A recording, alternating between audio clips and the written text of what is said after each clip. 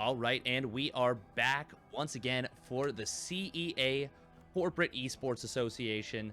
This time with the collegiate side, Collegiate Esports Association, and it is going to be two teams that we have seen quite a fair bit of throughout the, I guess this is the second season where you and I are casting this together. UC Davis and OSU, Ohio State University, and I'm looking forward to it. I am as well. I'm pretty sure this is the first time that we've had the pleasure, the opportunity to at least cover Ohio State. I don't think we've cast UC Davis either, unless it was in week 0. So it's good to see them this year. Now, of course, Steadfast, this is a battle for third place. Both teams are at 1 and 2. And we don't really know the cutoffs yet for playoffs. That's something that will be released soon. Talking to the production there, but at the moment we don't really know what the cutoff is for make the way into playoffs or not. But I'm pretty sure, you know, you want to be further up the table than both these teams are. UC Davis had a fairly good run last year. OSU a little bit further down, but by now they find each other 1 and 2. Winner moves on to third place. Loser falls down to, I believe, tied with last. Anyway.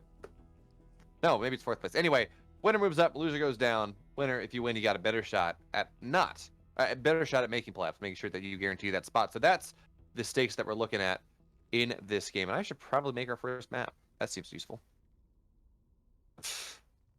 Sounds good. And looks like we actually have yes, so sorry, so to expand on what you were saying, I think it was in week 0 that I casted I believe UC Davis this year. And then OSU, we casted them last year. Last season, which is still this like school year, I think. This calendar year, but also last calendar year. I don't know Steadfast. Yeah. I don't really know because oh shoot, I need a mute CEA so I don't, hear myself mirrored 2 minutes later. Okay, Central will be the server. Yeah, you know what? The last year is I'm pretty sure last year has been a decade. So yeah, we're just not gonna. It's Wimbly Wombly, timey wimey. So whatever. Wibbly wobbly, timey wimey stuff. As it always is. And, well, we've got some cool stuff coming up right now. We've got Oxide for our first map. So, not my favorite map statistically. I hate it. More so than I thought I did. Like, I looked at map reports, and I was like, wow, Oxide is like, it's 10% worse than the other next closest map. I have a 33% win rate on Oxide, so it's a bad map for me. But yeah, no, it is a very standard map. But what do we have coming up in this series? Well, you know what, Steadfast? We talk about Oxide, and it's a map we see more often than Submarine because Zergs just hates Submarine. But other than that, we got a really fun one coming up in map 2, unless someone has not secretly banned it that I'm not aware of. All right. There we go. Oh, shoot, someone else is joining. Players ready, so we're going to get on into that. But yeah, game 2 is going to be on New Ravensburg, unless someone sneaky bans, which is going to make me sad. New Ravensburg is another of the Map Maker's Delight map tournaments. It's MCMC, I forget what that stands for. But anyway, Creighton Olsen's Map Maker's tournament, and Funky Map tournament. And this one, it's pretty cool. There are like 10 missile turrets on the map that have a certain amount of energy that allows them to shoot missiles, anti-air missiles, and just like a Terran missile turret. And you can take control of them by just like having a Xel'Naga tower. You have to sit on the radius just a little bit more, I believe, to actually have them get captured. But also, there are walls on the map, and if you get close enough to them, you actually take less. You take 50% less damage, I think, from fire coming from over the wall that is not high up. I forget what the number is, but anyway, it's pretty dang cool. I'm really excited to see how it's going to work on out, actually. Yeah, that sounds really neat. And I mean, I gotta say, I'm kind of anxious and excited to get into that map. But we have a cool map coming up right here, spawning up in the top right of Oxide, representing the Ohio State University Buckeyes. It is Esno. And his opponent in the bottom left In the blue from UC Davis, he is the Zerg player, Nigel. Nigel. Nigel. Call me Nige.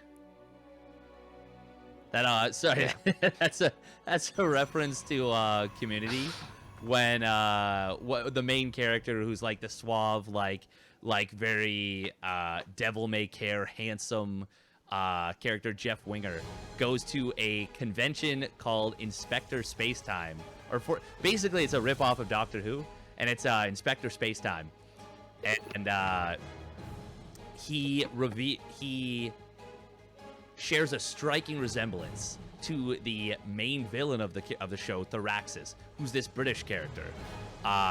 So he ends up meeting, is it Trisha Helfer? Trisha. It's a very famous like sci-fi actress. She's there and she's like, oh, you're the actor who plays this? And she says, is it okay if I call you, or Nigel or whatever? He's like, call me Nige. That was a very long-winded excuse for why I've been weird. But anyways, what's going on in the game there, Bamwolf? Absolutely nothing. We got a hatch gas pool expand here coming in from Nigel. And Esno, he's just going for your standard. It's a gate expand, cyber coming on in here.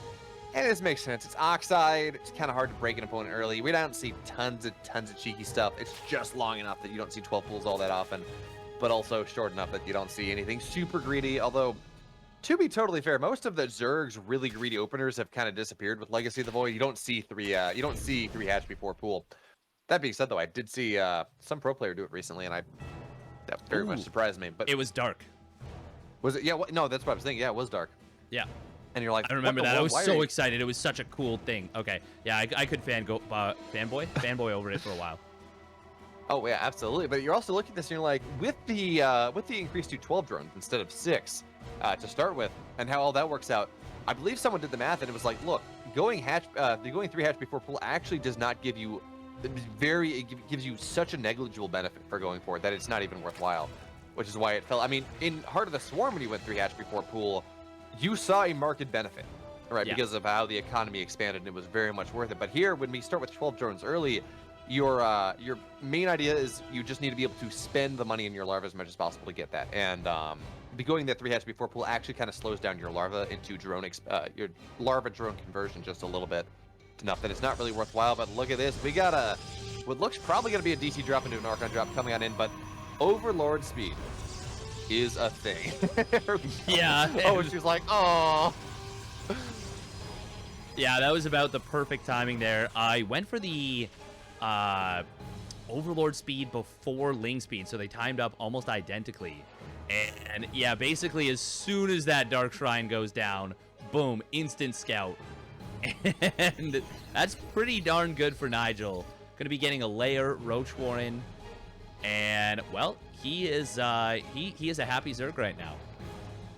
That he is now. Of course, this is 4-gate DT, not 3-gate. So the traditional Archon drop DT drop was 3-gate DT. You would just use 1 warping round, then you use an extra to get those 4 DT, so you can morph them into 2 Archons. So getting a 4th gate here kind of makes me think that this is going to be a bit more committed of DT pressure coming in here from Esno. But again, it's been scouted. There's a spore in every mineral line, although Steadfast, as we well know, having a spore in every mineral line does not mean that you are safe from DTs rolling on in there and just sniping your spore and then sniping your base. Certainly happened to me more than once, maybe even twice.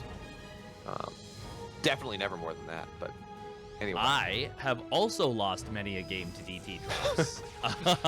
Nice job from Nigel, by the way, to double check that this is in fact, that it was not canceled. And the Spore Crawler is done, but there's nothing actually guarding the drones at the moment.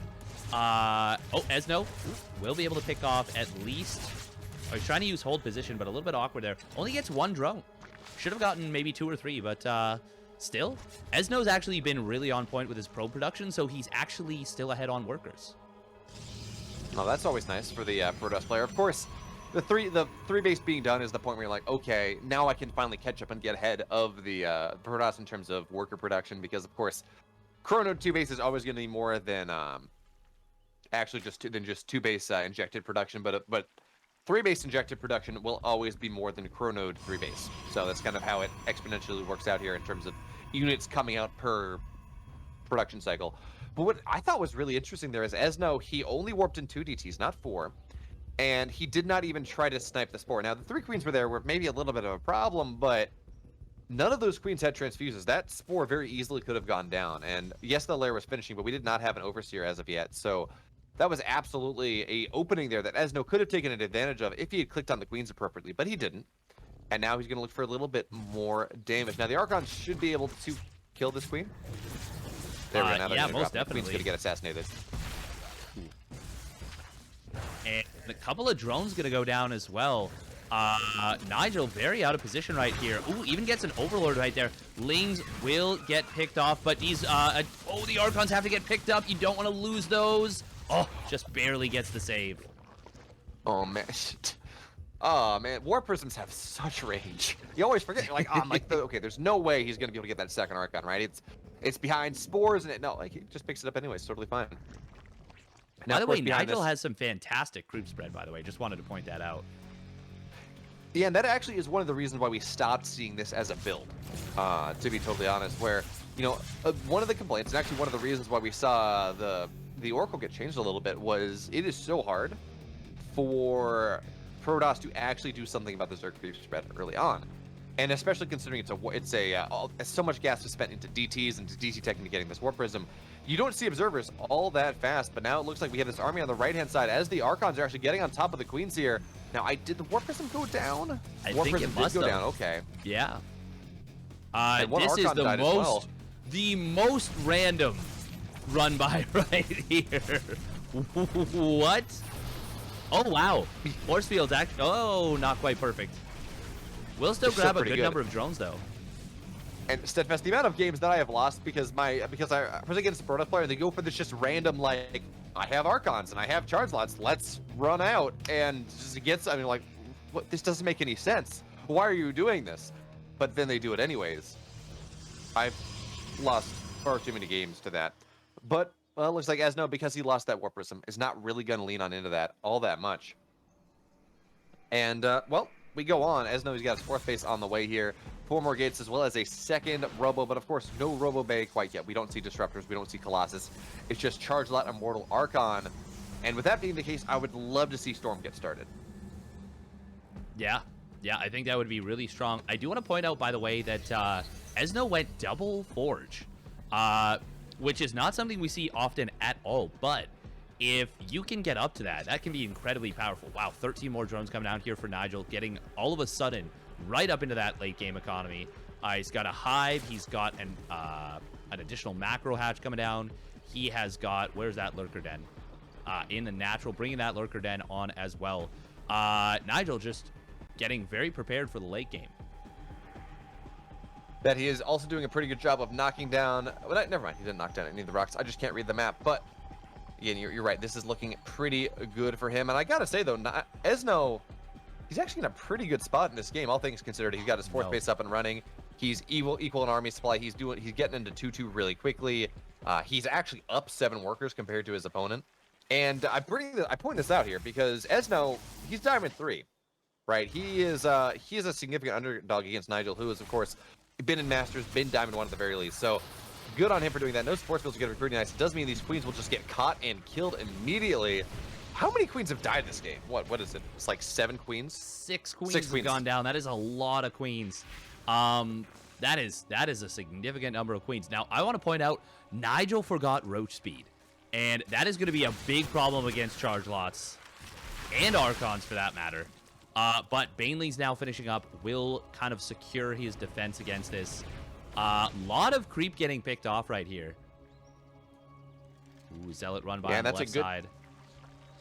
Oh man, I love this. Look at this. Esno is actually just fighting with 2 armies at the same time, at least trying to, and that makes it so much more difficult, right? Because Zerg player has to figure out exactly how they're going to split things. Are they going to go? How many units go on every side? And that's a really easy way to tear your opponent apart, especially when you got the Warp Prism. You just kind of warp in the main base. You're attacking the 4th base and you're attacking the 3rd, and suddenly the 3rd's like, what the hell do I do?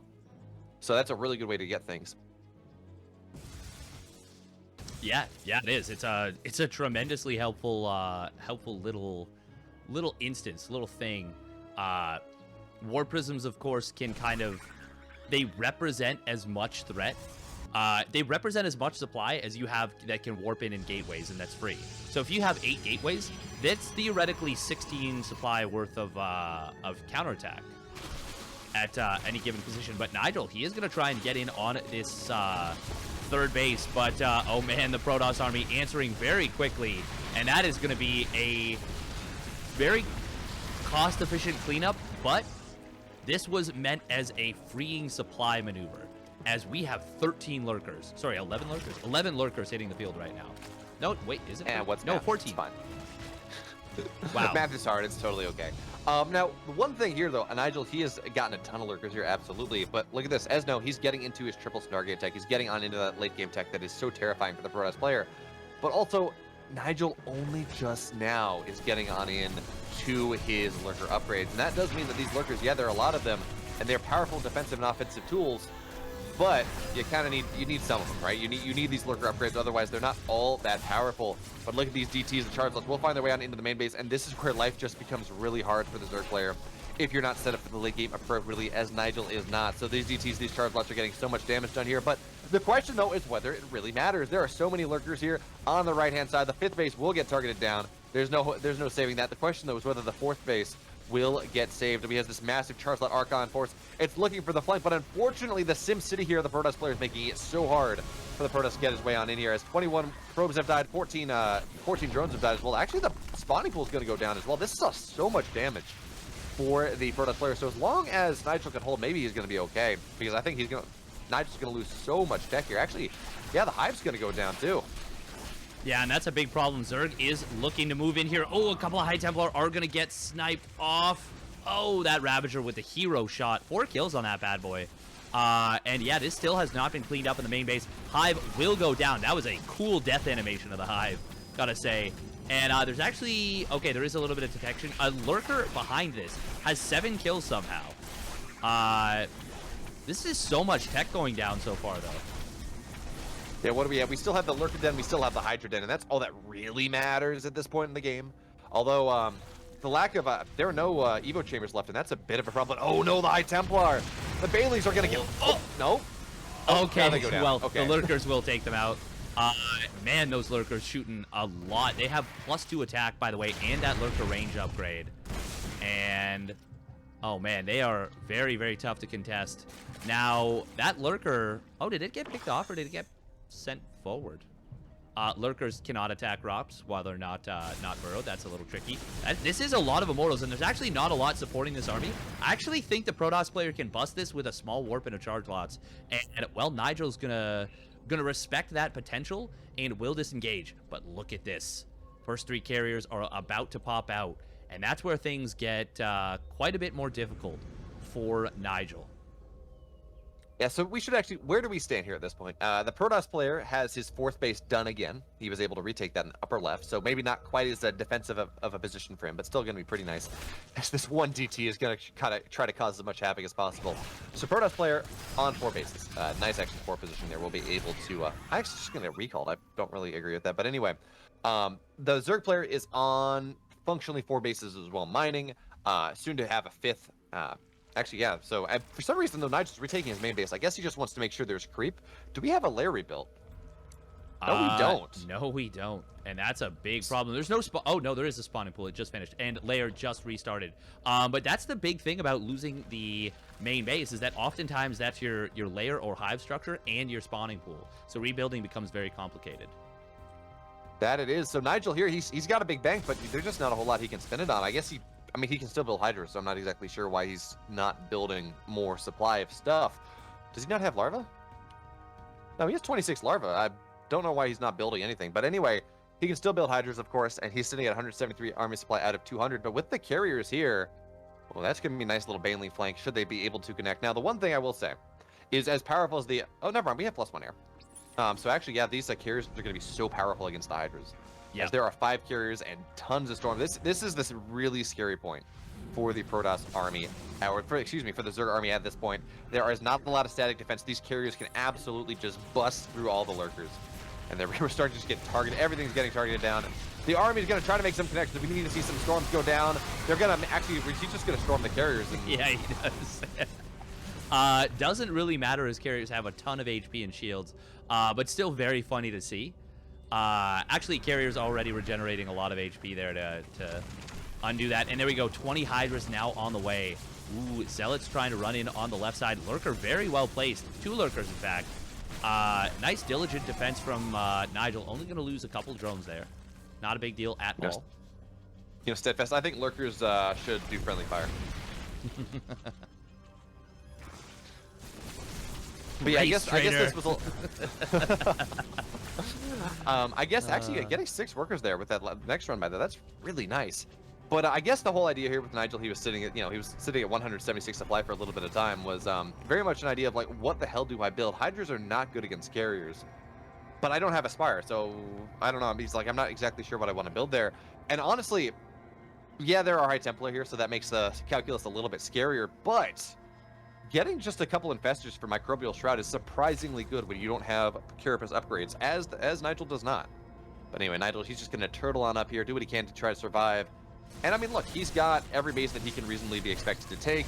These Zealot run-bys are actually getting a surprising amount done because they're 3-2 Zealots. They don't die all that fast. So we have seen, how many was that? 55 drones have died this game, 28 probes, as we are now 17 minutes into a gargantuan, massive game, excuse me, on Oxide. Now, I love the random Lurker run-bys. They shot from so far away, goddamn. Oh, these probes. Oh, no. No. They're all lined up. No. The last shot. No. Okay, so now, of course, with the probes dying, the probes need to avenge their brethren. They're going on the counterattack, but Steadfast, that's not going to work. It will not. It will. Oh, that's sad. Probius right there. We do have some interceptors kind of waddling forward. I love the addition of the spores. Both players are kind of trying to set up turtley and not really attack into one another and get game-ending damage on the other side as a run-by. Oh man, these disruptors could be big. Are there any High Templar left with this army? Okay, yeah, they are. They just have full energy. Ooh, carriers. Well, they were a little bit exposed, but then the Archons kind of collapsed back in on the army, and yeah. Nigel can't take that fight. Both players not rebuilding economy, focusing more and more so on the... okay, never mind, we're good. That should have been a lot bigger, but it was still pretty decent. That really should have been. Yeah, Steadfast. I think we're at the point now where Esno just really has to trade away like all of his Immortals, and maybe not his Archons. You want the Archons against the Corruptors, but trade away the Immortals, trade away the Stalkers, and just rebuild. Like, go back home, give your Immortals away, try to take a good fight you can, maybe snap a base with them. But no, it looks like Esno, he's getting prepared here to take a shot. Those Storms will absolutely whiff, though. Yeah, they did not exactly hit a lot of the army. They did, make the Zerg worried about the forecast for the future. War Prism will get taken out, kind of left in that phase mode. Got to be careful of that. Disruptor shots are going to come forward. Get a couple of Hydras, but still not getting as much as they could. But that carrier count continuing to rise. And there you go. Infestation Pit has just now started to be rebuilt. Recall. Oh, we're just going to see a recall. Okay. Oh, hey, there we go. One of the mortals will get sacrificed. Give its life for the cause. It's only immortal for so long. But Steadfast. I think what we see Nigel here saying is that he really doesn't think it's sad to say that there's really no need for stormy weather now. Bit of a stretch on that one, but I'll allow it. Well, the storms whip, so there's no need for stormy weather anymore. Yeah. It's one of those. You're like, I got a song reference. We gotta fit it on in there, and then other things happen. Like, okay, well, it was funny anyway, so I'm gonna throw it out there like 5 minutes after the relevant thing happened. You're like, okay. But now we do. But yeah, now we have the army of Protoss. It's marauding forward once again. Now, both players, they have every base that they can reasonably be expected to take. But the good thing here for Esno is because he's been able to take all of his. That's a lot of shield batteries and cannons. But that's like so many. But anyway, because Esno has been able to take that upper left-hand base, he will be able to mine all of his bases at this point. And that's good, right? Because so often we see games like this happen where the Zerg takes that upper left-hand base for the Protoss side because it's so hard to defend the right-hand side and the left-hand side. But because Esno was forced to give up that pocket base so early on, that he was forced to defend the upper left-hand base just a little bit more. And there's 14 cannons on the way. There needs to be so the Geneva Convention says no to that. I like that he made like a kind of like slightly Smiley deformed smiley face. Yeah. Yeah, I know. One thing I will say though is the carriers are only on +1. So with the bank that Esno has right now, I would love to see, you know, the addition of. Oh, hey, it's gonna get some creep. Nice job there. The addition of a second cyber. Okay. That was a big disruptor shot right there. Minus 30 supply, just like that. But I would love to see the addition of a second cyber core get on into those 3/3 air attacks, because that's what makes this carrier army so scary. Okay, part of it is storms, but actually I feel like Esno just a little bit here has kind of shot himself in the foot, because if you're not Zest, for example, Zest doesn't even use disruptors. If you're not a pro player, for example, it is really hard to micro both your disruptor shots and your storms at the same time in a given fight. So Esno, he has all these forms of splash, but we don't see him using the storms or the disruptors, one or the other. So that doesn't feel all that great there. But now storms will go on down, and it's not going to be all that great. But he should. Okay, High Templar, be careful. Yeah, this is I was gonna say, I don't think Nigel can defend his base. Like, even sitting at the top of this ramp is tricky.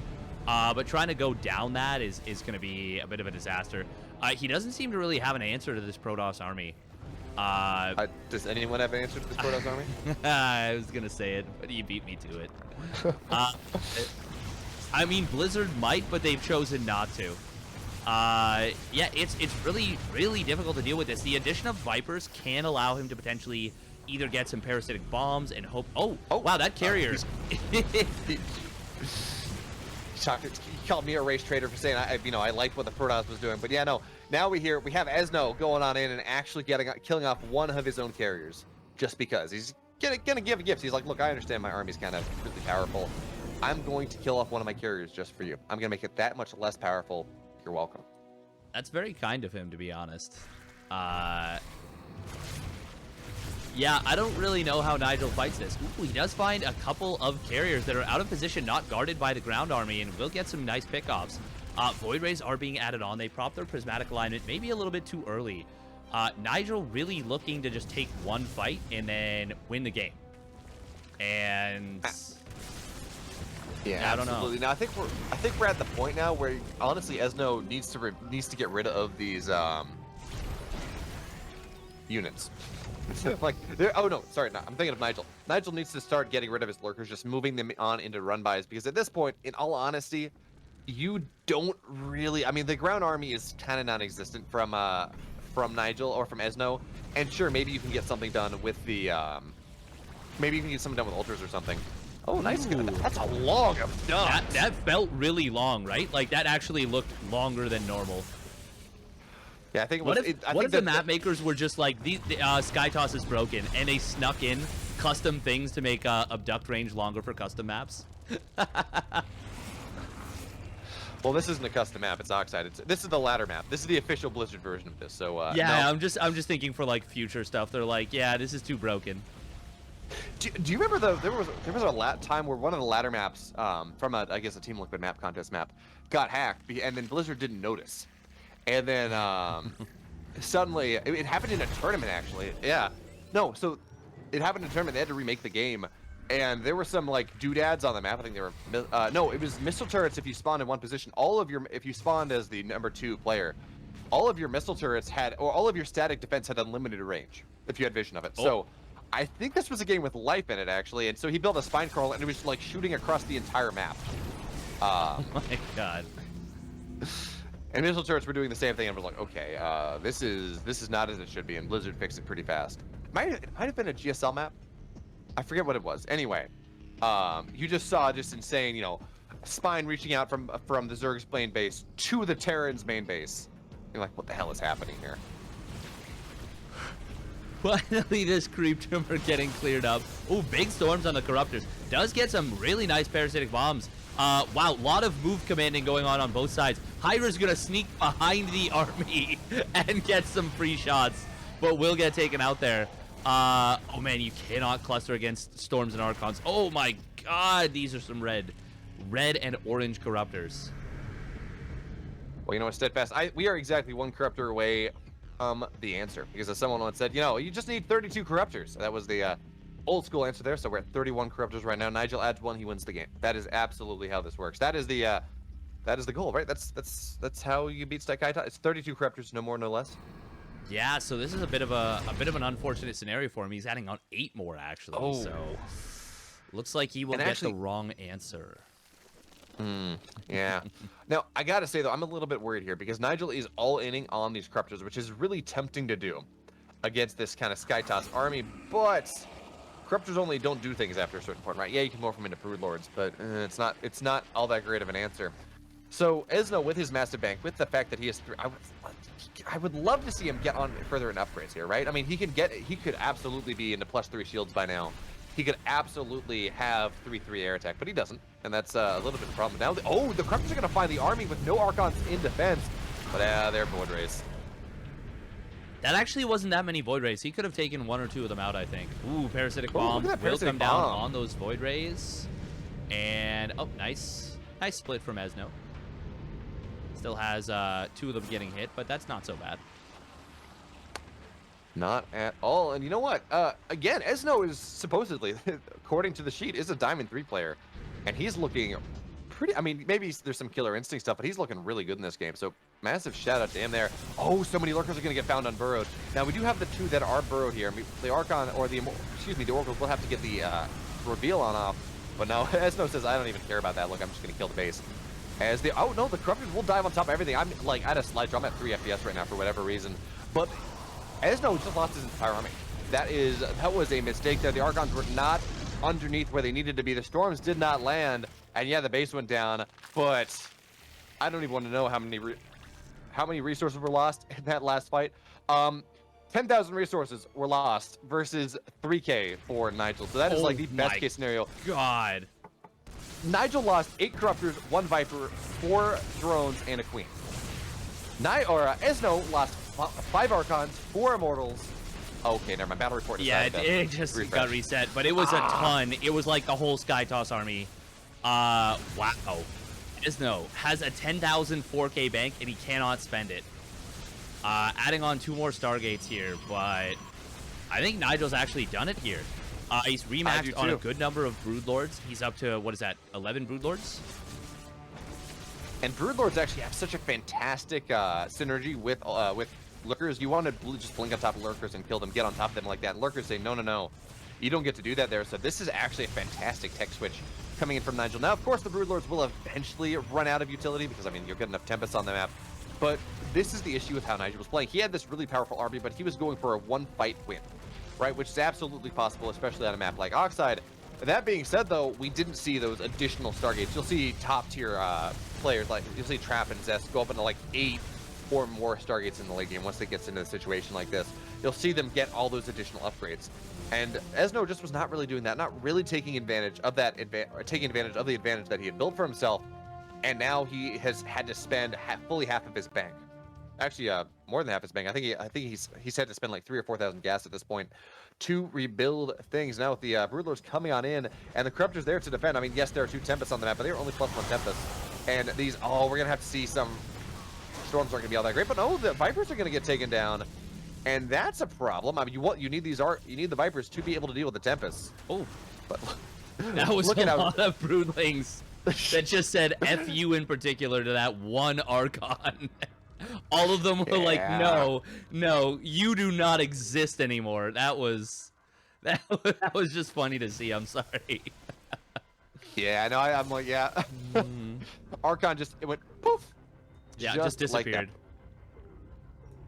but you know, Nigel has spent his entire bank, and Esno still has half of his.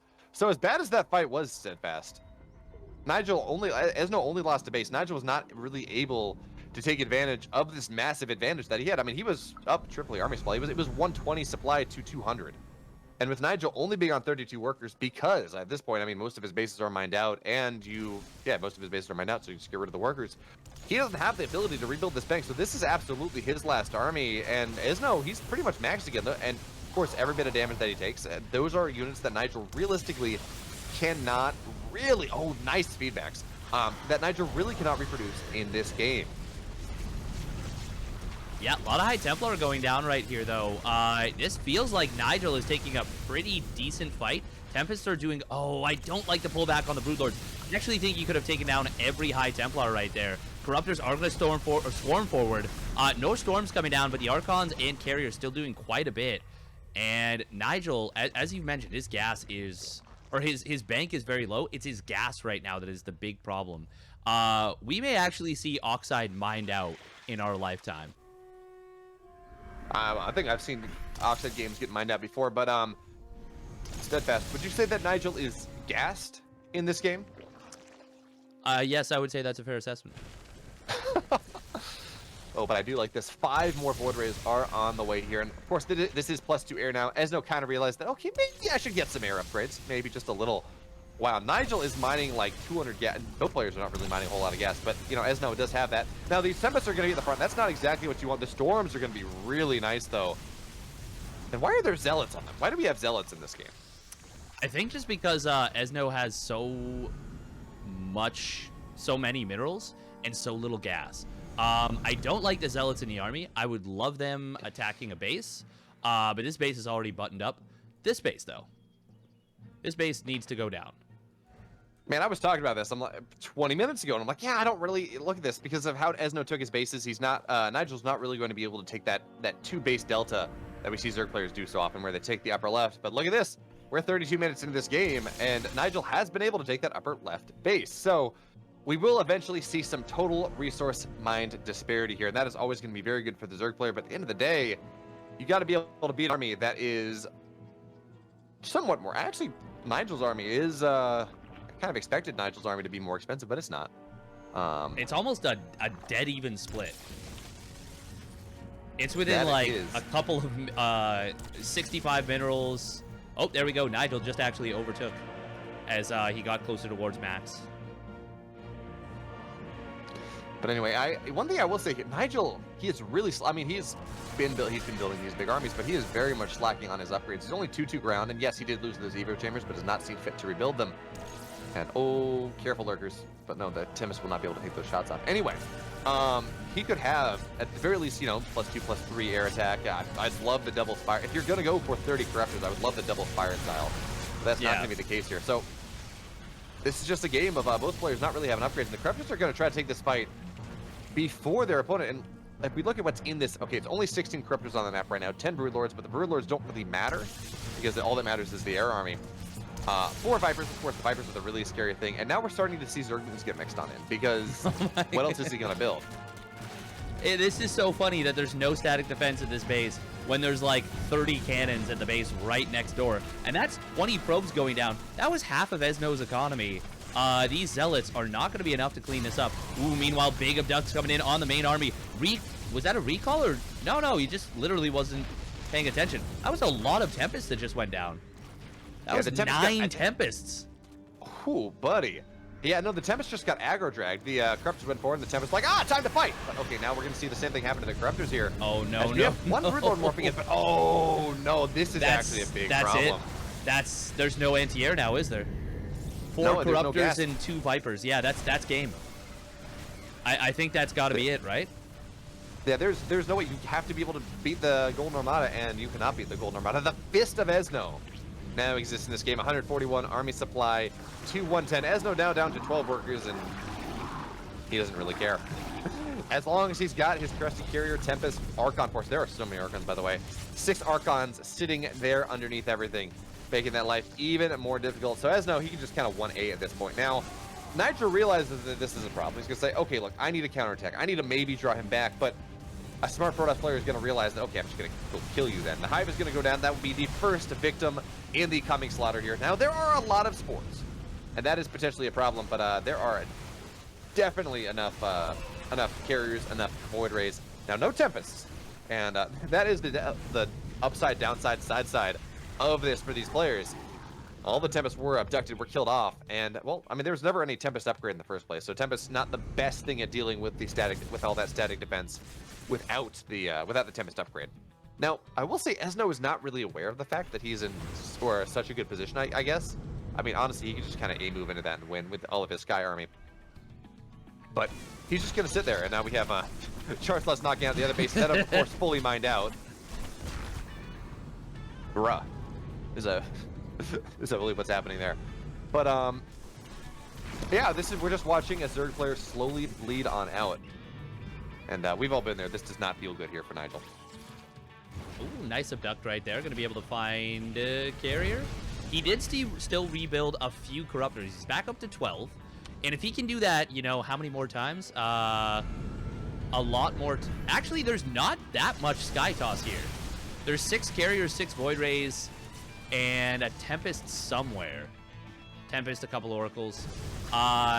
You know, if he can abduct, like, a bunch of this army, maybe he can do something. Unfortunately, the Spire did just go down. And, oh, there we go. Another carrier comes down. Those Interceptors getting the order to come back to their deaths. Very unfortunate. Yeah, absolutely. So the tech is going down. And I was about to ask you, hey, Steadfast, what do you think about the addition of a +1 Carapace instead of a couple extra Corruptors in this game? But it doesn't matter because Carapace is going to get canceled. There we have it. GG Esno kicking the upset here to start this Collegiate Series off. And now, well, OSU 1-0 lead. Yeah. I'm gonna go take a nap. I think you can take care of the rest of the cast, though, right? That was a long game right there. 37-minute long standing game. Damn. Going the distance. That it was, but you know what, Steadfast, I got something that's gonna wake you on up for game 2. What might that be? We got New Ravensburg. Now I want to make sure I have the right one. Yes, I see 2 on very up important. Very important. Ohio State is now up 1-0 in this series, by the way. Next up is going to be Monica versus Eknoon. And Monica going to be looking to put his team up 2-0 in this series. Eknoon looking to even things out a little bit.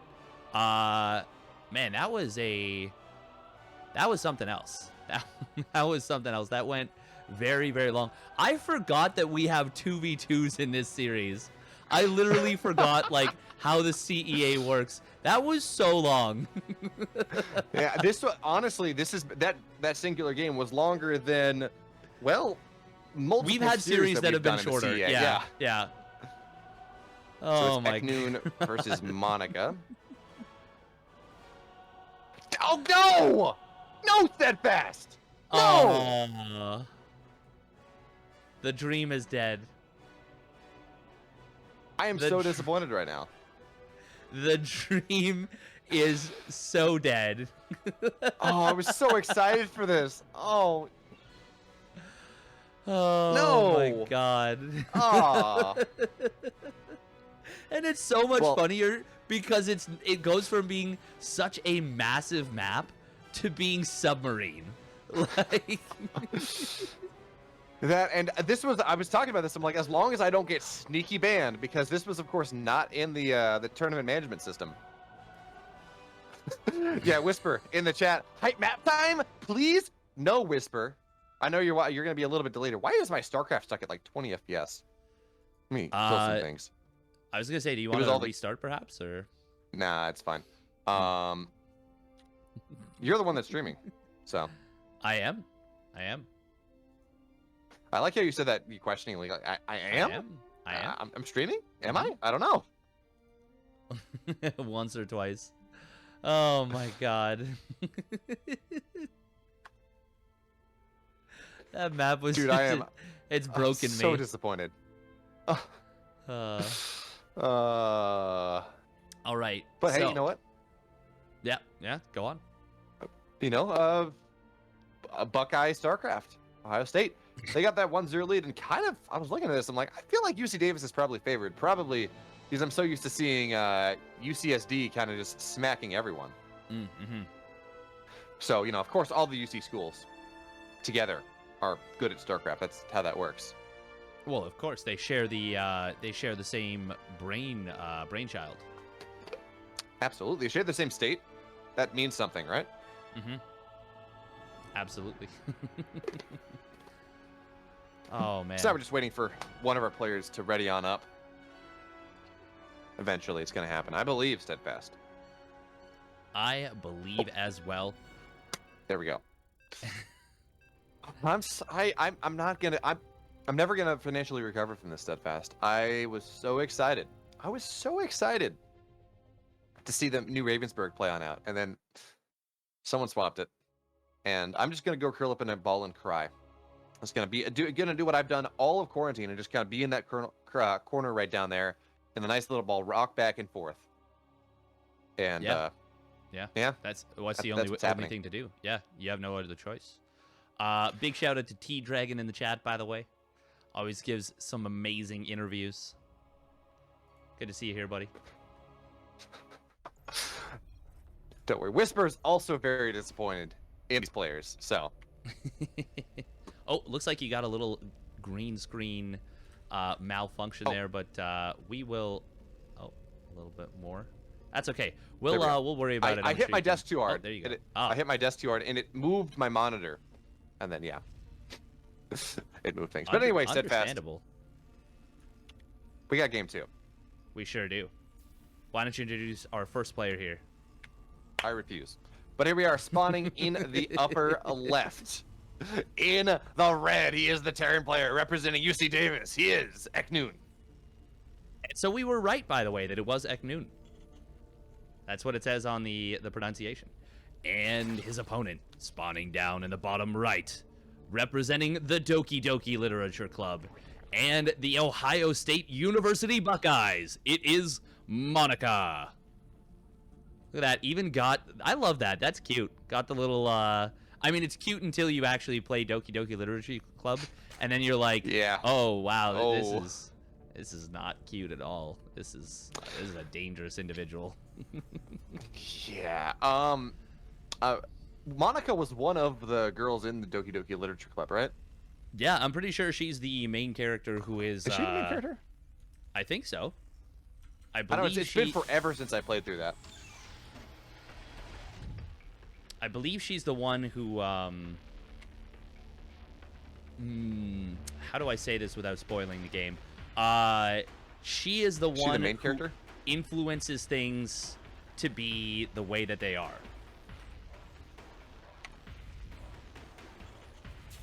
Maybe. I'm trying to pull up a list now because it's been years. I've never played it, but yeah, I remember Monica being the name, and I remember the avatar as well. I played it once when I was getting all the hype because I'm like, what in the world is this? Like, I don't have any interest in like light novel dating sims, which is what it's sold as. But yeah, no, it's not. It's not what it is. I mean, it kind of is, but that's not what it is. I was gonna say it technically still is, but with a much more sinister twist. Yeah, it's a thing. Big thank you once again to Damn Glam for the SC2 logos mod. Very cool. Absolutely doing a great job there. Now, I don't believe he has any of the collegiate teams in there, but still getting the corporate stuff on there is awesome. And it does mean we have the wonderful CEA logo there on the map. And, you know, as someone who I've built a bunch of these before, it's really nice to not have to worry about making sure my aspect ratio is just right, because otherwise it's just going to show like a purple screen and all that. So it's fantastic. We'd love him for it. Damn Glam. Awesome dude. Oh, is that how have you've seen Boom, right? Oh, she's actually streaming right now. Have you That's seen not like how Boom does all of her stuff. It is? That's Or not. it's not. Because It's not? of course a logos mod, right? That does not impact anything that the player sees. It is purely what the observer, what the caster sees. Okay. So what she does. Okay, so go on. I want to see behind the curtain. So what she does with the creep spread and everything, she uses like chroma key. Although OBS has a different function. It's not called chroma key. It's called image color key. Okay, there is a chroma key, and there is a chroma key in OBS. So it must be an external thing or a different thing. That's very cool. No, she uses chroma key or color key on the scene, and then selects the selects whatever it is, say creep, the color of creep, and as far as I can tell, then does that and then just puts pizza or whatever it is behind there, so it looks like pizza creep. That's amazing. Although no, color key is masking. Chroma key is just getting rid of. Yes, I believe. chroma So key she removes. masks Yeah. it. Okay, Yeah, that makes sense. So she masks it instead of just puts it on there behind. Very interesting, by the way, that we've seen a reactor on the barracks. Normally that would be a tech lab. What is this for? Was that a misclick, or is that because Eknoon's now building a tech lab? Okay, no, it's just a very, very early reactor. Okay, huh. Totally normal, I guess. A lot of queens nicely in position right here to help shoo away these Hellions. It is going to be Hellion Liberator. Liberator coming on into the main base. There is a Spore Crawler in position for Monica, but is it going to be in range of where this Liberator sieges? That is a big question, and the answer is no. And, well, going to be no problem because the Hellions were not running by at that moment, but now they are. And they are going to be able to find... Oh, no, only 3 drones. Okay. Well, maybe 2 drones, maybe even less. Oh, that queen needs to reposition just a little bit to the right, to the right. Oh, it's going to go down. And that is a disaster. Oh, no, Monica now. Everything Monica owns in the box to the right. Oh, Spore Crawler. Anyway. Oh, gets one shot. That's going to be enough. Where's the queen? Queen, queen. Go, go. Become the killer queen you were always meant to be. She's a killer. Full of gunpowder and cheddar cheese. Dynamite, and maybe even laser beams, although this is Zerg, so no laser beams for the Zerg. But it looks like Monica going into some sort of roach tech here, although 7 workers is far more than you expect to lose. We gotta fight. Are these defensive roaches, or is this something a little... Okay, with drones more on the way, yeah, this is just going to be some defensive roaches on in here. But Monica now in the chaos. Okay, there we go. Never mind, 2 more overlords on the way. I was going to say in the chaos of trying to deal with all of this harassment. Well, she's going to find herself a little bit... But they are going to find themselves just a little bit supply blocked. And that's always a fun time. Roaches are all... I don't play roaches a lot. So whenever I'm playing any sort of roach style, suddenly I'm like, why am I supply blocked all the time? Because I'm just not used to building like 3 overlords at a time for production cycles instead of however I build. Because, queens and zerglings and banelings, they don't take a ton of supply. That's my excuse. I'm going to stick to it. True, true. Eknoon looking really good in this game, number 2. Got his 1-1 well along. Stim almost done. A Marauder, which is a little bit interesting, but still good. Marauders are very good now. I mean, they kind of always have been, but they've gotten a little bit better ever since Banelings got nerfed. And Monica, yeah, gonna be those roaches, and that drone count was significantly diminished earlier, and it's never really recovered to a good point. You want to be on at least 66 drones right now, taking that 4th base. This is just a little bit of a tough position. It absolutely is. And you can talk about Marauders here, Steadfast, against a pure Roach army, as this appears to be. It looks like we're going to go 1-on-1 Roaches, but Monica, of course, does not have the gas that he needs for +1 Carapace just yet. But getting Marauders for something like that are rather nice. Now, of course, when you got tanks, do you really need Marauders on top of that? Probably not. That being said, though, we do not have combat shields done yet.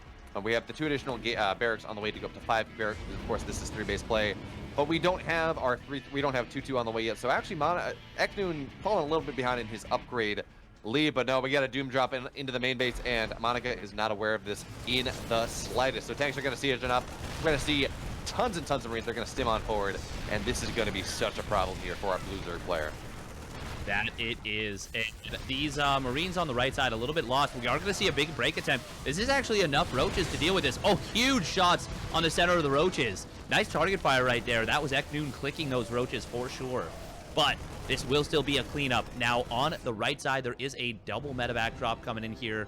6 Marines in each plus a Marauder, bringing it to 12 and 2. And, well, this should be a cancel or a kill. Yeah, this is going to be a kill on this newest base. Roaches, not the speediest units, even when they have that speed. That is true indeed, and that's actually one of the good ways that you can go on into and kill this Roach Ravager style that we do see. Although, did I see a Hydra in there? No, I didn't. I'm just seeing things apparently. And that is one of the really good ways that you can cut this apart. And is one of the reasons actually why we kind of fall out of fashion is if you got a Terran who's good at dropping, well, all you got to do is you put medevacs everywhere, and Roach Ravager is just not really good at responding. So the Zerg has to be really good at actually having everything in position, splitting their army appropriately, but also being in a position where they can all pull it together to defend the frontal push. And a lot of Zergs realize that that's just kind of difficult. So that's where we are now. Eknoon is supply blocked once again. So there we go. A bunch of supply depots are going to get built on in here. As we're going on up, of course, 8 barracks with the 4th base being completed. But the big news is 2-2 has not yet been started for either player at this point. But yeah, Eknoon had such a big upgrade lead, and now he doesn't, which is going to be a problem because 1-1 versus 1-1 Roach Ravager versus Bio, the Roach Ravager actually tends to be fairly good. It's that 2-2 breakpoint that makes Eknoon that much more powerful. But there we go. Now we have 2-2 on the way, as well as +1 mech attack. So this is going to be the position now, about what, minute and a half, where Eknoon is suddenly going to be that much more powerful. Yeah, absolutely. It's going to be a big power spike, but that could have been coming online basically right about now. There was a really, really strong long window where 1-1 was done, and Eknoon could have started that. Really a big fan of sneaking around the map. By the way, nice drop on the right side. Same one from earlier, I believe, is going to pick off this 4th hatchery once again. And Monica, a little bit hesitant right here. Well, Eknoon's going to get into the natural as well. Going to be able to deny this +1 melee. And this is a big problem. There's actually nothing to deal with this. Okay, a couple of roaches coming back home. That's not enough. And look at this. The tank... Oh, go ahead. Oh, no, I was going to say Eknoon just getting a lot of really great positioning here. Yeah, especially with that tank on the low ground there.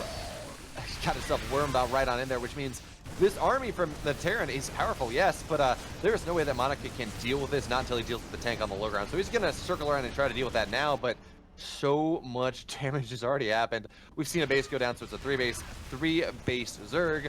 We're seeing so much tech go down here. The Bailey Nest is dead. Now we're just going to see the Bio Stim on in here, kill as many workers as possible, maybe get the Infestation Pit, but honestly, just pick up and go. And that is absolutely what they will do, as the Biles will kill some of their own drones. That is unfortunate there from Monica. And Monica now trying to remax. 17 roaches are, of course, on the way, but, well, a lot of Overlords have died. A lot of hatcheries have died over the course of that, and that does mean... Oh, those Biles are so close. They were very close. Oh, these Queens actually kind of sandwiching the army, but, well, this is actually a surround on Eknoon's army. Oh, Corrosive Biles. Ooh. Almost predicting where the medevacs would go, but not going to be the case. 2-2 nearly done for Eknoon and rallying back in with this army. Monica has about 5 seconds to win the game. Just about, and of course +1 is done for the tanks as well, so the tanks are very powerful, but only half the army from Eknoon is fighting right now, and it looks like Monica here maybe, just maybe, has enough. Yeah, Monica is going to come crushing on through here. SCVs are going to get pulled to try to deal with this, but it's looking that Monica actually, well, okay, if we look at the army supply, not really, not anymore, but there are a ton of medevacs, so actually a lot of this army supply is not really there. The Biles are going to land on top of these medevacs, and Monica, she needs to back up just a little bit, take some maybe a better concave, because she is absolutely putting himself into a concave here. And it looked like Monica had a shot. It was looking damn good for the player, but there are just so many Marauders with +2 with Stim in a concave, and there's only so much the Ravagers can do. Ravagers, in some instances, are powerful because they do not, because they're big, because they're bulky. They don't clump up as easily. They're better against tanks. But on the flip side, when you're trying to get through a small choke, Steadfast, they don't get through there all that fast, and the concave, it's just going to be so powerful. That it will. Oh, look at this. Look at this sad Marauder caught up here. Oh. I was like, ooh, that's a lot of Marauder production. Let me see how many tech labs there are. Wow, 4 tech labs. Wow, that is a Marauder that has been F2'd and stimmed almost to death. That is true, and you know, it's interesting. We did have a Ghost Academy here. No ghosts, of course, but I was kind of surprised we saw that. But anyway, now we have a siege coming up. This is a pure Marauder army, by the way. There are 21 Marauders and 6 Marines on the map, Steadfast. That's a lot of Marauders, and that's going to do very well against this Roach Ravager. Monica running out of supply, running out of hope in this game, and running out of options. Yeah, Monica, he fought the good fight, and once again, it was looking like maybe he had an opportunity here to make the other upset. Of course, Monica just a little bit further, a little bit behind in terms of, it's not quite the MMR disparity that we saw, what's his name, that we saw Esno take advantage of in the previous, or supplant in the previous game, but still, Eknoon, of course, the favorite player here, and it is working on out for them. But that being said, though, Monica still played a pretty good game and did have chances to win. Of course, now 173 supplied out, 104. The Roach player down in supply. That's never a situation you want to be on in. So we're gonna see Eknoon run around the map, try to knock off as many bases as possible before eventually, well, second poor Marauder now. I guess eventually Eknoon will run out of room for Marauders to pop out, so they'll eventually come on out on the other side. But now the Roaches, they're gonna try to find their way on in. 2-2 versus 1-1. There's a surround on in here from the Terran, and this should be it. There's no army left. Not really. There are 3 Roaches on the map, a couple more on the way, but that's going to be a GG. Monica is going to be forced to tap out, and we got a tied series steadfast. It's a best of 3 now. That it is. We are looking even as we go into these very exciting, very enjoyable 2v2s. What is your favorite part of these series, and why is it the 2v2? Well, Steadfast, I just love seeing the zany builds that we see come up with, and the fact that you see there are some teams that very obviously prep for these 2v2s and come up with some really funky strats that work out awesome just because they are 2v2s. And well, let me get that I would say UC Davis is probably in my experience at least, the best 2v2 team in terms of preparation, at least historically.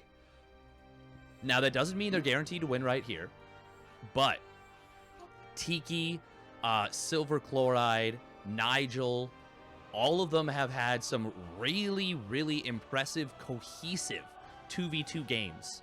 And we have seen a lot of teams start to kind of close the gap, I would say, in terms of how they prepare, how they practice. But I would still say, and maybe this is a chance for a team to kind of supplant that, I would say that UC Davis has been one of the best, if not the best, 2v2 teams since that format was introduced. That is true. Or you could just be, all right, we got some readies on up. Or you could just be like the wildcard team and have your entire 2v2 lineup be grandmasters and say, hey, it doesn't really matter. We'll just drown you. Yeah. Drown you in APM. Yeah, literally. But that's not what we see in a lot of these 2v2s, and that's what makes it pretty cool. What I think is actually really cool is sometimes you'll see, you have the Masters player and you'll have the gold player or something, right? And the Masters player says, okay, look, I just need you to macro for me. I'm going to micro the army. And we've seen that work to great success. We've seen, the Masters player do all the there are so many different options about how the 2v2 can go. And now, well, Steadfast, we're loaded on in once again. Yes, we are. And we have spawning up in the top left of Hexagon, the green Protoss player from the Buckeyes. It's Esno. And his ally, Gigandura. And of course, on the bottom side of the map, in the red, he is representing UC Davis, the captain. He's Nigel. Pull me, Nige. And his partner in the bottom, the fully bottom side of the map, in the pink. Give it up for Silver Chloride. Pull me, Nige. I'm sorry, that was just too dumb. We've got a ZP versus ZP. No PP here. But there is a ZP. Steadfast, I'm sorry, this is not ZP versus ZP. This is easy peasy. Oh, very good. Very good. Those are the 100 IQ plays they're paying me for very clearly. Go team blue-green. Wow, that's a lot of probes getting pulled right there. Looks like very concerned about Silver Chloride going for a cannon rush here. To be fair, Silver Chloride does have a history of cannon rushing in this matchup, so I'm not surprised to see them trying to freak things out a little bit, but this is what I love when you see players go on in there. They're like, I'm going to play against my advantage. It's like watching Max Pax not cheese, right? Max Pax has this idea. Everyone has this idea, and they said, oh, he's got a cannon rush. He's got a Max Pax build. And Max Pax, Nexus first. He doesn't even get a pylon first. And you're like, okay, what do I do now? I was opening safe to make sure that I didn't lose to this, and suddenly he's open Nexus first. Yeah, that was Void. Void was doing that.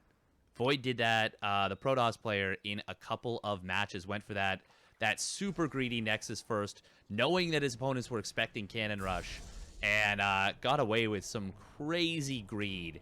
And it was, as you mentioned, because their opponent was playing safe, it was compounded even harder than it should have been otherwise. That it was, but Steadfast, that's not what we see in the, well, who knows? We actually have an expansion coming in here from Esno. Nothing of that sort from Silver Chloride yet. There's an Adept and a Zealot there on the other side of them. Wait, never mind. That's an Adept from Esno dealing with the Zealot of Silver Chloride. Yeah, this probe will get saved by the Lings and Adept. Now, what I'm curious here is what are we going to see from Silver Chloride? He does not have a natural. He has gone for he's going for charge. Oh. Huh. Yeah, this is very bizarre out of AGCL. I'm pretty sure I saw Silver Chloride go for a build like this when he was PP, when he had a Protoss partner, and they both went for the same build. It was like 7 gate, no gas, 1 gas, charge let all in, and they just flooded their opponent with Zealots, because like 14 Zealots at a time, and the opponent was like, "What the hell do I do to that?" I believe that was Pancakes who did that. Yeah, I think, or it was in a game with Pancakes in it. I remember there was one where they went for like just a ludicrous number of charge lots and they got a crazy good lead, and then they tried to break a TT team, and the double Terran team like turtled up super hard with Liberators and tanks on 2 bases, and because the charge lots flooded in on them, it like ended up being a really cost inefficient attack. I think that's what that game at least happened. I don't know if that's the game you're thinking of. Yeah, I'm thinking of a game. It was last season. And it was against a double Terran team, but I want to say that the double Zerg team won. They just swallowed up the Terran push and everything just died. This may have been a week that you weren't doing things with me, because this was on the map that has the time change. I forget what that one it was. But anyway, that's not this game. Chad move. But yeah, so now Silver Chloride, he's taking his natural. +1 is on the way. Charge is done. How many gateways do we have? We have 2 gates. 2-gate charge is not something I have ever seen, Steadfast. Please enlighten me as to the abilities and everything you want to go with a 2-gate charge. Well, you see, so charge lots they're very powerful units. They have an ability that lets them just zoom across the map. And when you have 2 gateways, you're not going to be constrained to just building 1 at a time. You're going to be able to get double that number out. So it's a pretty powerful build. But all things, yeah, in all seriousness, that's a little weird. It's a little weird. Now, what I do think we're going to see here, actually, is there is a strat you see players do. So after 4 minutes in a 2v2, you can provide resources to your opponent, right? And we see a Spire on this. Actually, Spire is done here for Nigel. So what I think we're going to see here in part is once he gets the larva for it, I would not be surprised to see Silver Chloride just go and give him every single iota of gas that Silver Chloride has. And say, okay, we're just going to get so many mutas out so fast, and we're just going to exert dominance on the map. And that's going to give the time for Silver Chloride to get into whatever he wants to get on into. See, look at this, 12 mutas on the way. This is not the amount of gas that Nigel had before the start of it. He has been given so much gas over the course of this game. So he has enough gas for 20 mutas at 6 minutes into this game. Yeah, and 16 there's like mutas at 6 minutes into this game. There's almost nothing that shoots up. There are 4 queens and a stalker. There is a very quick Templar archives for Esno, but there's nothing that deals with mutas. Like, really, really nothing. Okay, there we go. Hydras are on the way. This is going to be really, really tough to deal with for Gigandura and Esno. I think these mutas could actually just straight up win the game. Now, I do wish that Nigel was spending his money a little bit more. So he did unfortunately get supply blocked. He could be at a solid 22 mutas right now. Now, the mutas will show themselves for the first time. The sentries, I guess, are going to get targeted down first. I would kind of like to see that Stalker get killed, because Stalker can actually kill the mutas, but... Oh, God. Don't run away. Oh, no, that's the fight. Take the fight. Oh, okay. Take the fight. Kill the Hydras. Well, how many mutas do we have? We have 15 mutas on the map. There are 10 Hydras, so we're approaching that point. If you're at, like, roughly even numbers, especially if you have an upgrade lead, you can try to make that work. But there we go. 12 more mutas on the way. +1 is just about done.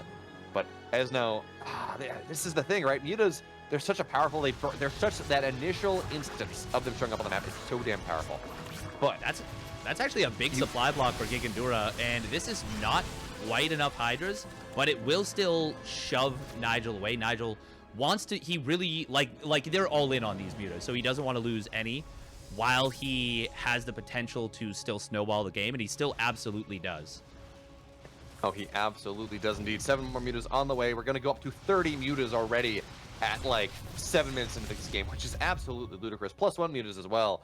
And yes, there are double Phoenix coming out here, but if Nigel has the micro that he's looking for, he's going to be able to just target those down. Now, we got some Baneleys on the way.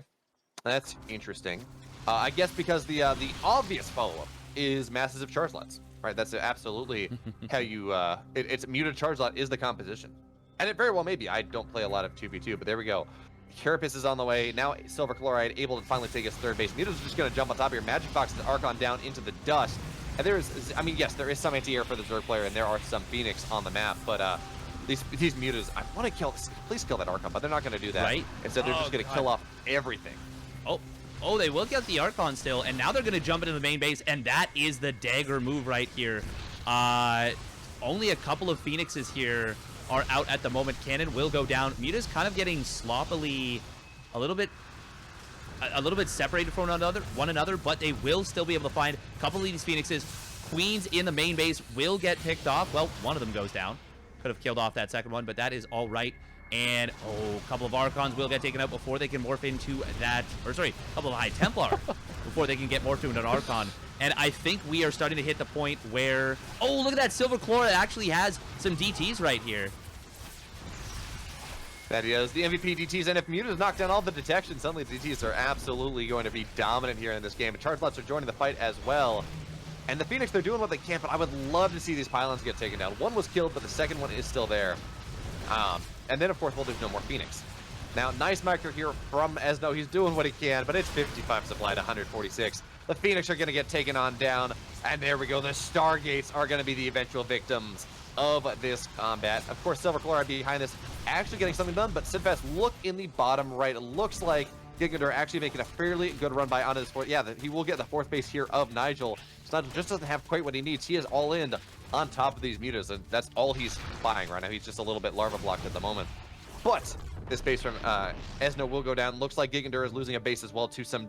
Are those more mutas on the other side? No, they're DTs. Okay. Yeah. And you actually don't want to kill those Banelings. Those Banelings will kill you if you kill them. Ooh. Oh, look at him. Up against the Banelings. Oh my god, that was so good. He used the Banelings, detonated them, but AGCL predicted it, made the Archon morph, and recalled and gets out with that Archon. That was actually a pimpest play for sure. Very, very well done. That was so cool out of AGCL. It absolutely was. You know, I don't even want to call it a Chad move. It is a Chadwick move. It deserves the full name on here. So the mutas, they're uncontested. There's nothing you can do a lot. I mean, yeah, there's one Phoenix, but what does one Phoenix do in this game? Not a whole lot. But the scary thing, actually, Nigel and Silver Chloride have to... Oh, okay, the Archon, now they will get the Magic Box. Nigel, Silver Chloride have to be a little bit careful because that is a scary Hydroling Bane army, but there are a lot of DTs, and as long as the... okay, never mind. The Observer's there's nothing that's going to be able to kill them off. And this is actually a really scary army for Gigandura, even as Nigel has, you know, ludicrous amounts of mutas. You know what I want to see, though, is Nigel honestly just jump on top of those two Overseers, kill them 100%. off, and then it's DTs. It's a DT hold. What are you going to do? Yeah, that's 100% the play right there. And these Overseers, they are rather exposed. Ooh, they will join up now. DT's morphing into Archons. Oh, this is actually suddenly getting very dangerous. Gigandura does have a ton of supply. Oh my god, is this it? Okay, there we go. The snipe on the Overseers will come down. And now we should see some more DTs morph in. Where are the DTs? Oh, ADCL, there we go. He is going to morph. There's an observer on the map, too. Oh no. Gigandura and Esno, are they actually going to do it right here? I think they are. I think Esno was taken out of this game, absolutely, but Gigandura was not really dealt with all that much. So Gigandura was able to expand into 3-4 bases, was able to get the army that he's looking for. And what fights this? Honestly, what fights this? I mean, yeah, we have a bunch of Baneleys morphing on in, but we don't have Baneling speed, so that's not all that useful. The mutas cannot take this fight. They're just going to get targeted down, and the Baneleys coming on in. GG from defeat came the jaws of victory. Gigandura, Esno, they're going to take game 3. Very well done. That was looking so good for AGCL and Nigel for so long. But Nigel didn't quite do what he needed to do with those mutas.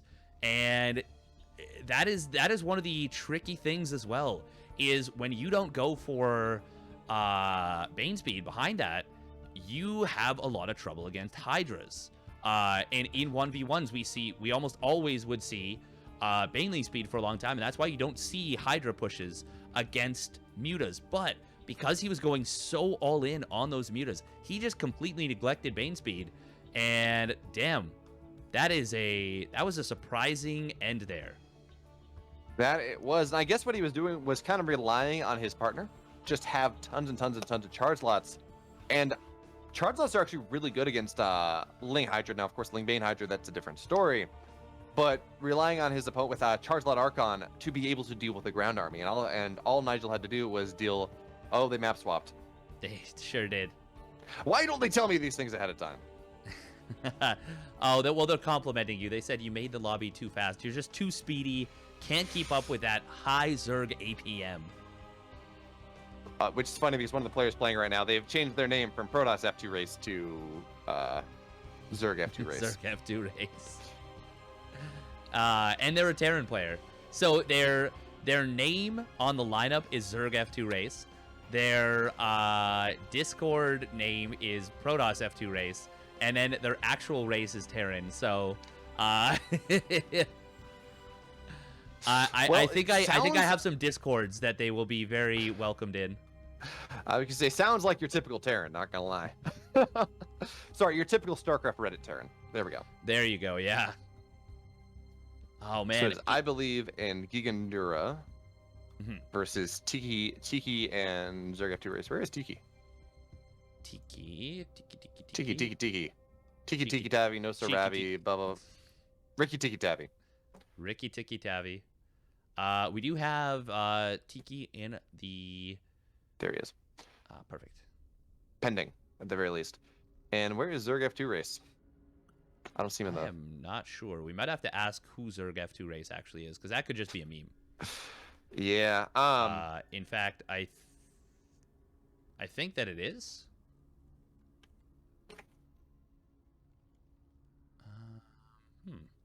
We'll figure it out at some point. Meanwhile, of course, OSU, they got a 2-1 lead. They take this series with, honestly, their all-star 2v2 matchup. We got who I believe is their captain. Wait, Overstimped. Huh. It says that Zerg... Wait, what? It says that Zerg F2 race is Penguin? But I thought Penguin was... No. Penguin is Nigel. Yeah. Zerg F2 race is Overstimped. Oh, perfect. Yes. That is correct. All right. So we're good here. What are our colors?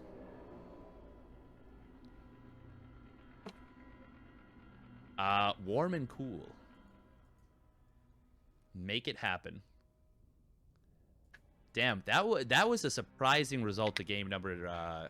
By the way, I think Silver Chloride went up to 90 probes at the end of that game.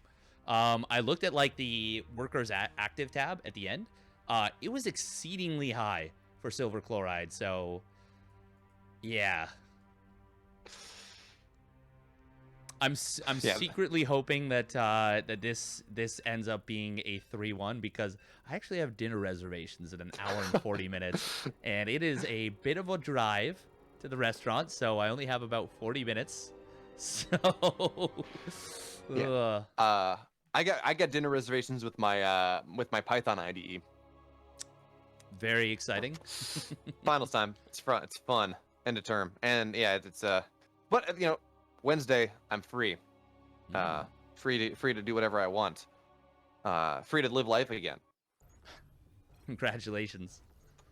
But certainly not free to live a life free of StarCraft, because that is not a life worth living. Steadfast.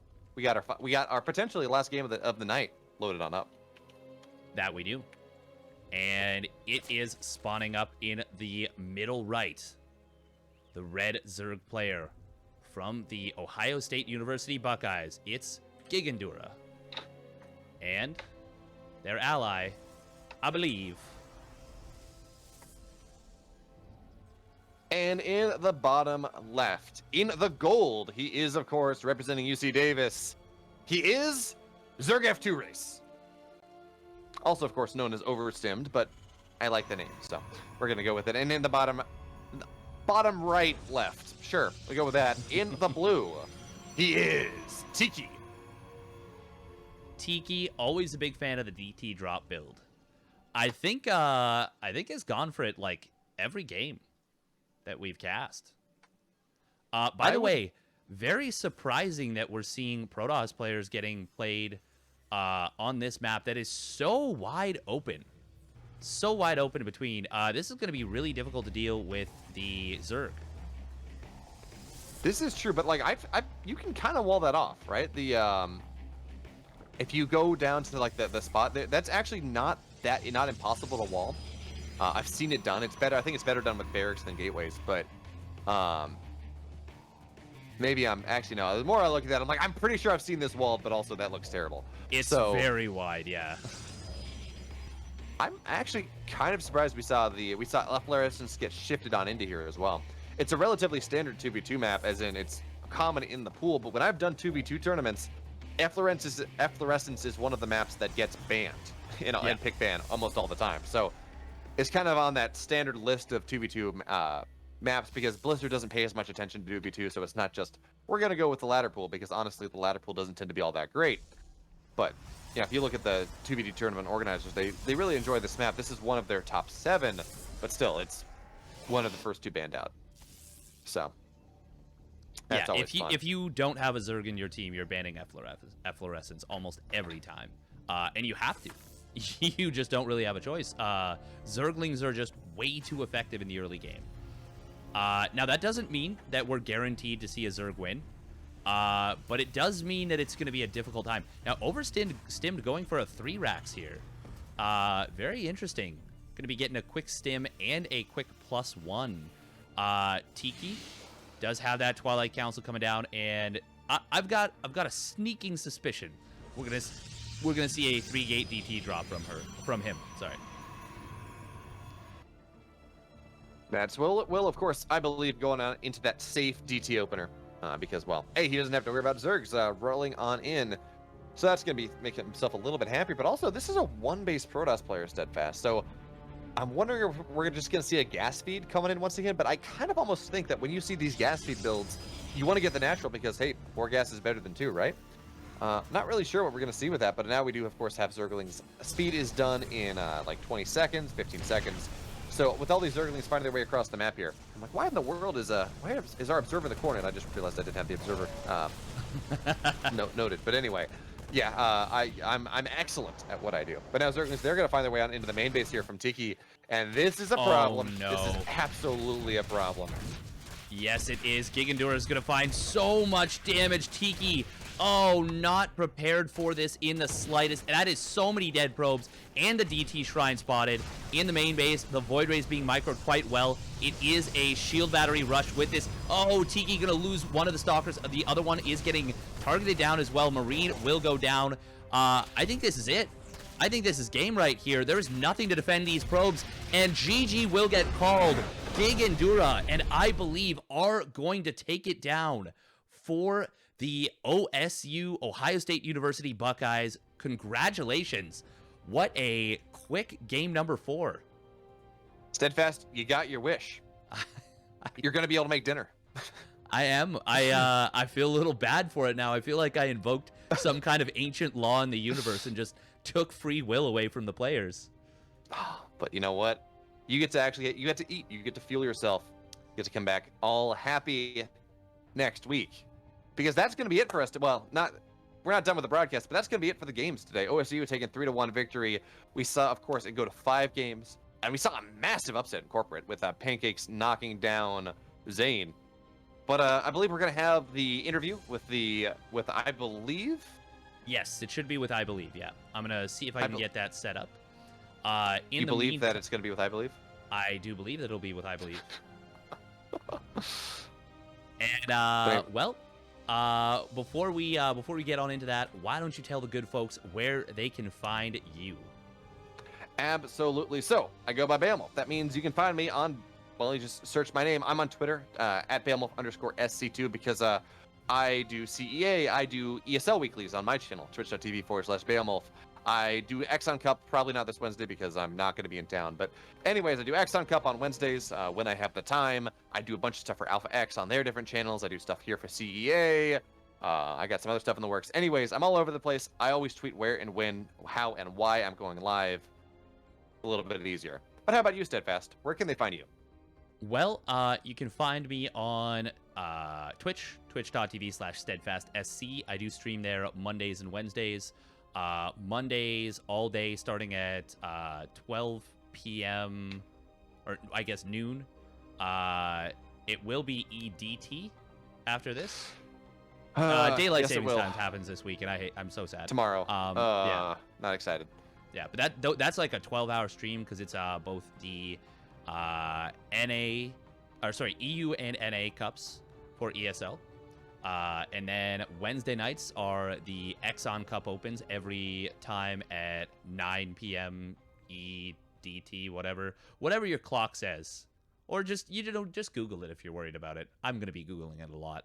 And then you can follow me on Twitter, twitter.com/steadfastsc2. I guess you can follow my Instagram.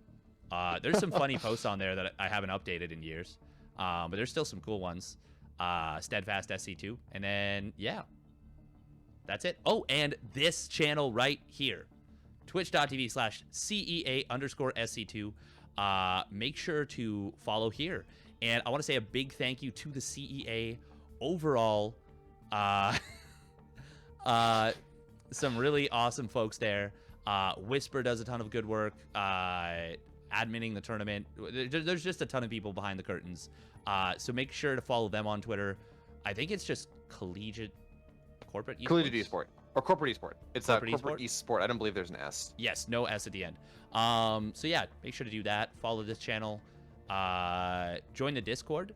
Check out their website. They do a ton of good work. And well, that's gonna be it for the moment. We're gonna bring back on, I believe, for a quick winners interview.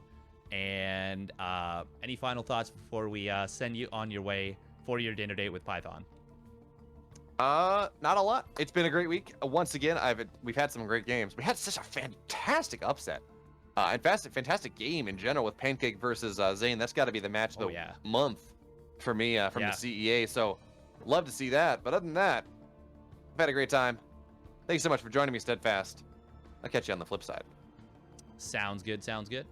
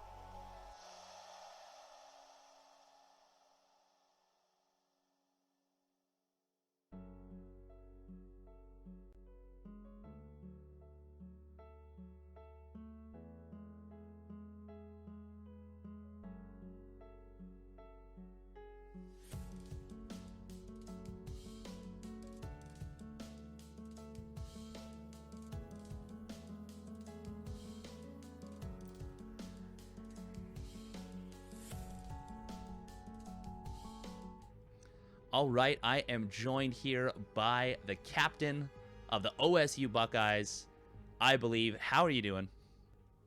I'm good. It's really happy with the win. It's a big win for us. No kidding, no kidding. Yeah, it's always tricky in the middle of the pack there, and this was a big win against a team with some really strong 2v2 players. But you guys showed up and you kind of said, no, no, no, we're the 2v2 captains now, and yeah, kind of took it to them specifically in these 2v2s. Tell me a little bit about, I guess, the prep that went into it. Did you do your research on these guys, or was it just like a we played our game and it worked out well? Yeah, probably more of the latter. I mean, we didn't really watch many of their recent replays or any.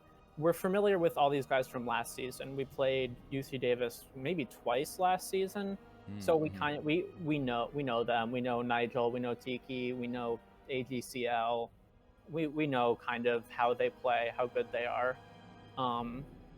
So it was just for us more about like figuring out what builds we thought would be strong on the maps against their races. You know, I mean, you saw in Game 4 the Proxy Void, Link Flood on Efflorescence. It's really like, you know, we planned all of that out, like on that map, how to execute that, and it worked perfectly. So Yeah, no, it was exactly what the doctor ordered to close that one out.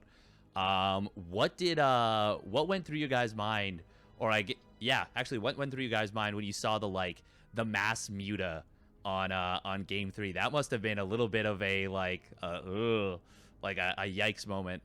yeah, so I was pretty scared. I play the most 2v2 on our team. I spend a lot of time playing 2v2 ladder with friends. And it's something you see a lot in, I don't know about like very top level 2v2, but like definitely in like kind of that Diamond Masters level 2v2.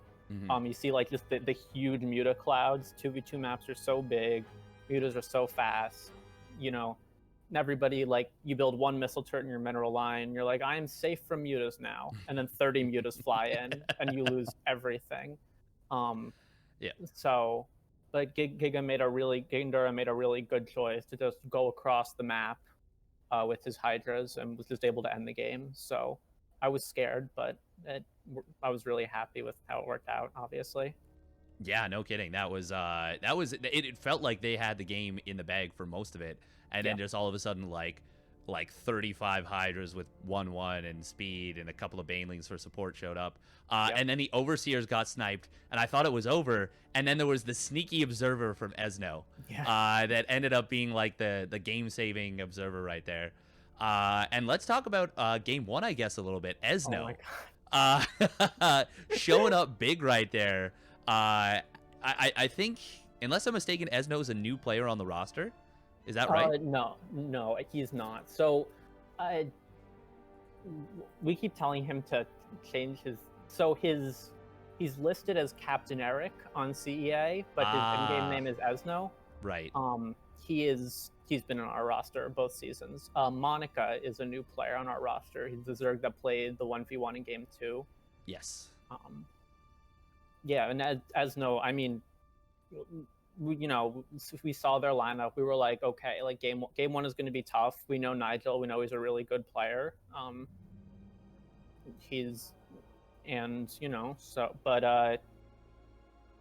played a really, really good game. He had a couple chances to close it out. We thought before, we weren't convinced it had to be stretched into a 37-minute game. But I also felt that way, but I didn't want to say. Yeah, no, for sure. I think he had some really amazing Archon drop. He got some really amazing stuff done with, I think, an Archon drop at like 10 minutes. Yeah. And when he first got into the big sky toss ball, I think he had a chance to just win the game. And we were just screaming in our voice chat like, just attack, just attack. And he played with our feelings a little bit, but he played a great game. He ended up closing it out, and that was really important. Yeah, it ended up being like the decisive win, I would say there. Yeah. Yeah. I mean, you can't really say when it's 3 wins to the victory, but like No, but that was definitely a big deal for yeah, sure. exactly. Against Nigel, who looked very has always been a really good player for UC Davis. That was a big win. Tell me a little bit about. So I've been making a point of doing this. Tell me a little bit about Ohio State University. Maybe a fun fact that the average person might not know about the Buckeyes. Oh no, this is this is scary because you asked me this last season and I gave you my only good fun fact about Ohio State. Not sure if I have another good one. We have a lake, and I think you're not like nobody is allowed to jump in the lake because too many somebody tried to jump in the lake once, and something bad happened. Oh, so we have a lake you're not allowed to go in. Okay. So you have this Doom Lake. Yeah, we have a Doom Lake. Yeah. Okay. That's a good way to Damn. put it. We'll just leave it at that. That's the dark Doom Lake that you don't go in. Yeah, we have a Doom Lake. Cool but frightening. Yep. So what is your guys' goal here, I guess, moving forward in this season? You've brought yourselves to an even record, back up to 500, as the sports commentators would say. Are you obviously you'd love to close out the next couple of matches with some wins, but what is the goal moving forward? Just trying to maybe break your playoff run from last season. Yeah, well, so I think there are 12 teams in the collegiate this season. Mm-hmm. And I think it maybe hasn't yet been decided whether the playoffs are going to be a 12-team bracket or an 8-team bracket. Yeah. But either way, I think our goal is definitely to get to the quarterfinals, whether that means finishing in the top 8 in the regular season, which I think we can do, or winning a match in the round of 12, which I also think we can do.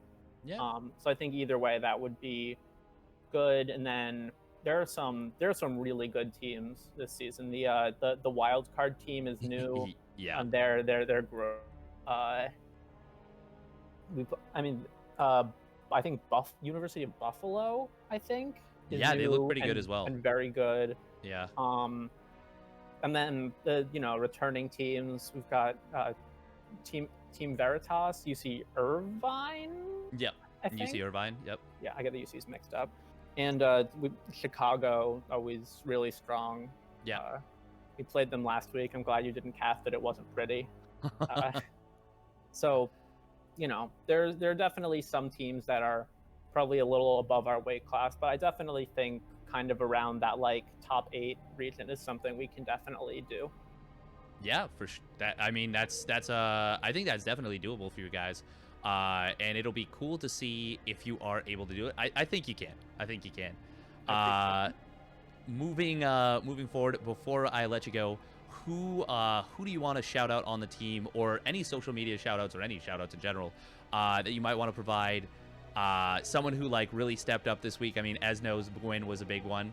But yeah, anyone else who might have helped with preparation or anything like that? Yeah, just everyone on the team. Monica, our new player. It's been great having him on board since Drake, one of our players from last semester, has had to kind of take a step back because of academic stuff. Right. Yeah. Always getting in the way of StarCraft. Yeah. Unfortunate. Yeah, so just everybody on the team. Asno played 2 great games this week. Gigandura, 2 great 2v2s. The Buckeye Gaming Collective, which is the gaming kind of general gaming organization at Ohio State, for kind of having us compete under their umbrella. Yeah. CEA for putting on this really cool tournament. Fair enough. Yeah. I mean. Oh, and Macho Taco, who Macho is Taco. a Protoss player from Google, who taught me the proxy void ray build. Ooh, nice. That is that's a big one. And it's always nice when you have something that you knew that you learned, and you can immediately get some results with it. So that's always fun. So big shout out to Macho Taco there. Well, I think that's going to be it for us for the day. Thank you so much for joining us. I appreciate it. From everyone at the CEA, Beowulf, myself, Whisper, and the gang, have yourselves a wonderful afternoon. Stay safe, and thank you so much for tuning in. Thank you.